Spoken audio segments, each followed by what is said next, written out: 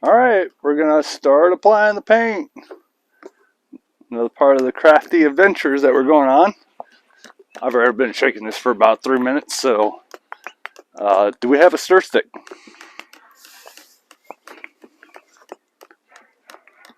Good stuff. Alright, so the paint should match. It matches the front porch anyway, and should match the back porch. If it's a little bit off, that's fine. We're going to cover the whole thing anyway. We're going to cover the patio and maybe even hopefully the whole rest of this area out here. So the what do you call this stuff? Lattice? Yes. Ah, yes, lattice. The lattice, the railing, and all that stuff I'm hoping to eventually cover. Now the deck, from what I understand, this paint here. Oh, by the way, porch and patio floor paint. So this is actually not the paint we want. Nope, it's not the same paint. Low luster enamel.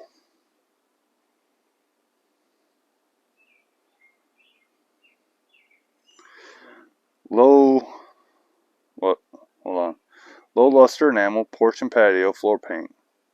Idea for wood and concrete porches, patios, and walkways. Resist weather, scuffing and fading, and cracks and peeling. So it's not the same paint. So we got to make sure we get this exact same paint when we go back up there to the home improvement center. Let's call it that. So in any case, I think I'm done shaking it. We can go ahead and open it and stir it, make sure it's nice and mixed. I'm probably going to paint over an ant or two. Ants are fun to paint over. Not really, but you know.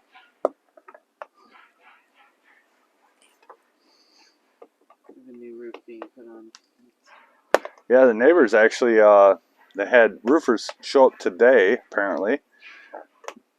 And they are almost done, sounds like.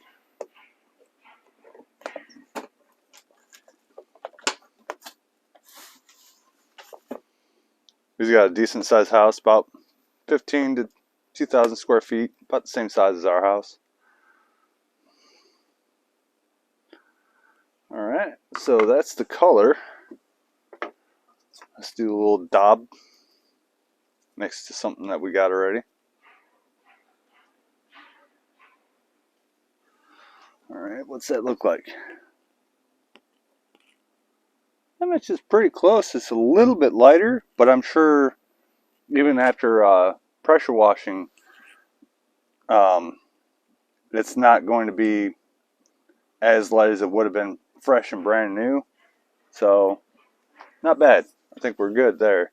And I may still actually mix some of the color in by doing this, so it does seem quite thick to me.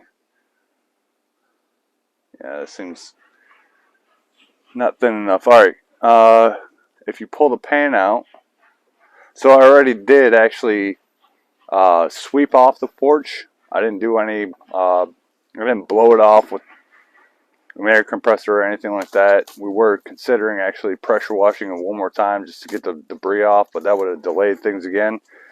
So we're going to go ahead and just, I swept it off twice as good as I could, and then we're only going to do this small section right here, and then if we have any overruns on material, we're just going to go down the stairs and do the stairs, because the stairs are actually newer than the rest of the porch. I actually rebuilt those stairs because they were completely rotted out. I think like the third step up from the bottom, if you remember right, actually fell apart on us. During a party? During a party, a big party we had. And so, graduation, wasn't it? yeah, it was something like that. Yeah, sounds about right.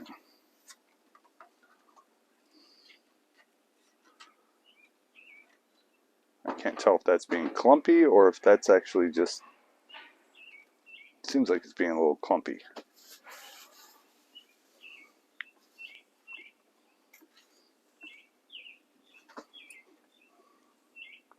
Can you do me a favor?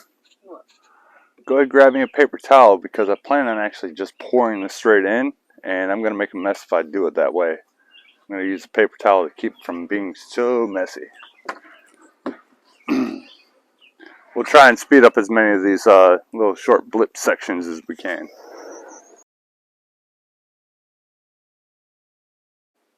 Now we're going to actually hand brush this on. We've got a couple of small hand brushes. Chip brushes, I'm hoping they are anyway. No, those are actually really nice brushes.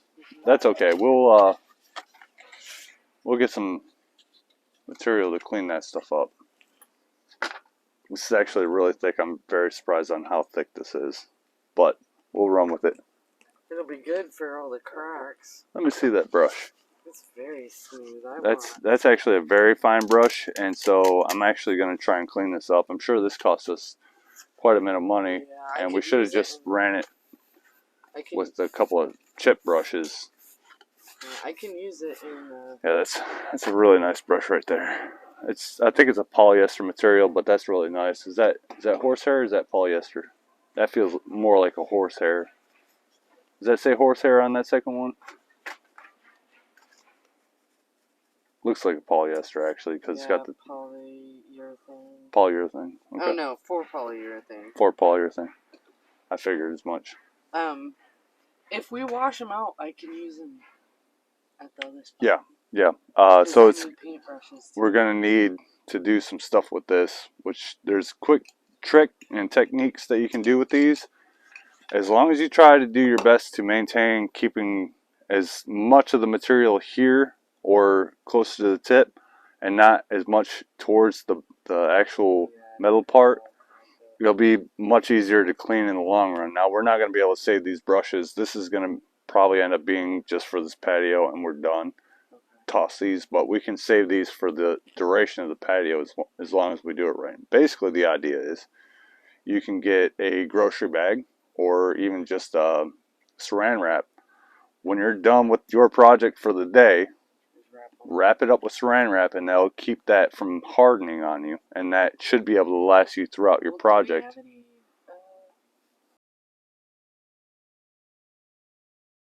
I've received quite a bit of scrutiny for this, but I'm going to actually try and keep from making a mess here.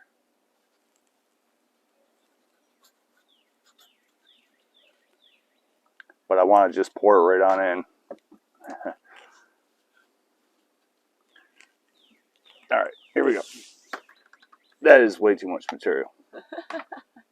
So we will end up going down the stairs with that. But what I can do, even with the lip, what I can do is actually just kind of wipe this off in an area that I'm going to work. No big deal. I mean, I work in an industrial environment. This is no problem for me to deal with a little bit of paint on me, so.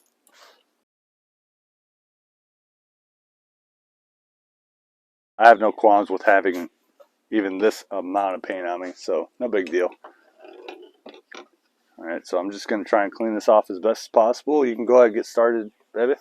And I'll close this up and we'll set it aside. We have plenty of paint to do this project and quite a ways down the stairs, and if we had to clean up some more area to actually make this bit of paint last, well, we got it. So we can do that. Alright. Where'd you put my brush?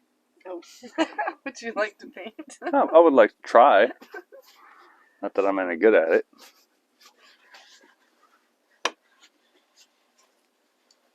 Oh, look at that little bug. Oh, he's gone.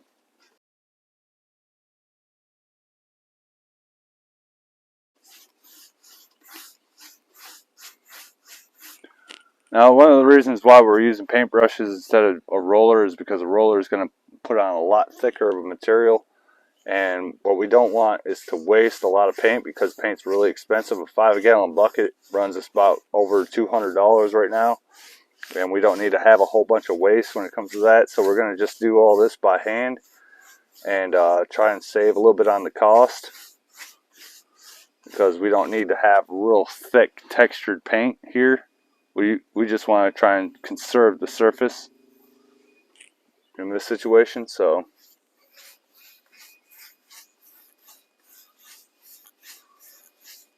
it's better we just do this by hand and try and treat it like it's our own. Until we get our own. Until we get our own.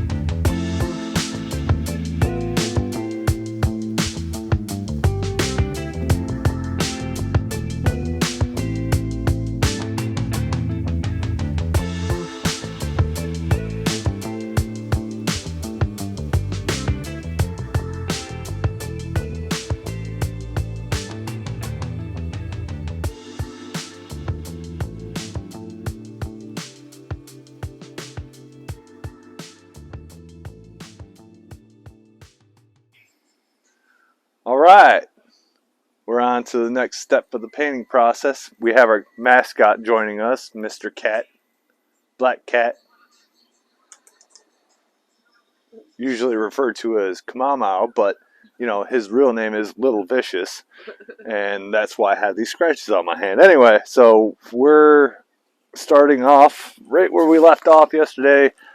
We bagged and tagged all of our wet stuff that was painted on. Excuse the hair. So that way we wouldn't actually become hardened and dry, our little items here. And sure enough, everything is still just as, almost as wet as what it was yesterday. And surprisingly, our paint is actually, instead of being like an oil-based paint, which you would need a thinner for, most paints you need a thinner for, but apparently, from what Miss Anita says, thank you for looking that one into that, is that this is actually a water-soluble paint, which is strange. I've never heard this before, but actually, you can actually thin this paint with water. Where's the paint bucket at? Give me 2 seconds. I'll be right back. You can actually thin the paint out, which yesterday this paint we were working it was way too thick. Let me grab the paint bucket real quick. So porch and patio paint, low luster enamel, so it's an enamel based paint, but Bear is the brand.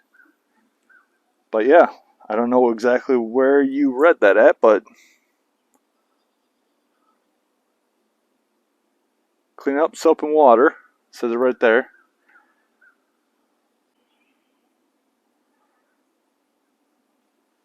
Do not thin if using a roller brush. However, if using a sprayer and thinning is required, thin with water at a rate of no more than a half pint per Can you gallon. read that? Can you read that with the camera?